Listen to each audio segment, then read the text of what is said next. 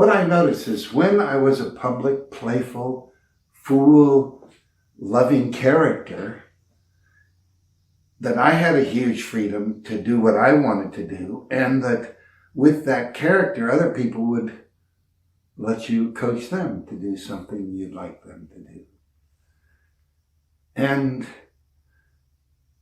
the delight in getting to do that drove me to do it and do it and do it and do it and do it.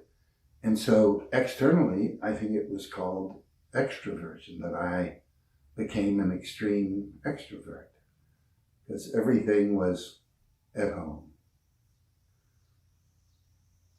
And so I almost never have a voice say, don't do that, unless it might be a violence thing. My inner voice says, don't do that, I don't. But for the other things, I misbehave. Okay, so being an extrovert, it meant that all the time the public space is my domain for performance, for influencing peace and justice.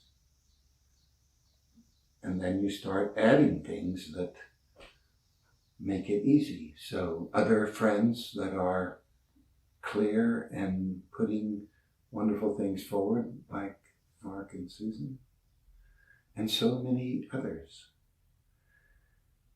And that you find the same thing that works out there, it works into you and to your relationships you're close to. Be nice, be friendly, be generous, be thankful, etc. Lots of words in the dictionary. All are part of that club. And so I hadn't done this before, I started to organize projects and people to see what personality, what kinds of projects would people do if they felt comfortable with the leadership, seeing quickly that not many people are leaders. They don't execute a plan. And so this thing that was protecting me from being bullying and made the world really a fun place was also an instrument of organization.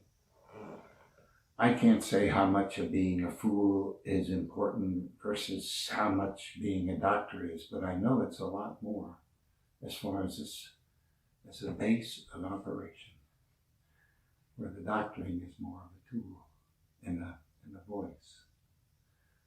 So, it wasn't long. I was experimenting all of my undergraduate years. Then I get to medical school and I see hospitals are wrong.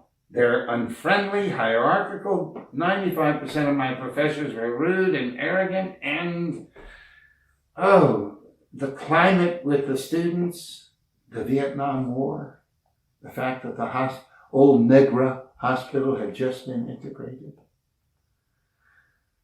And, quick decision.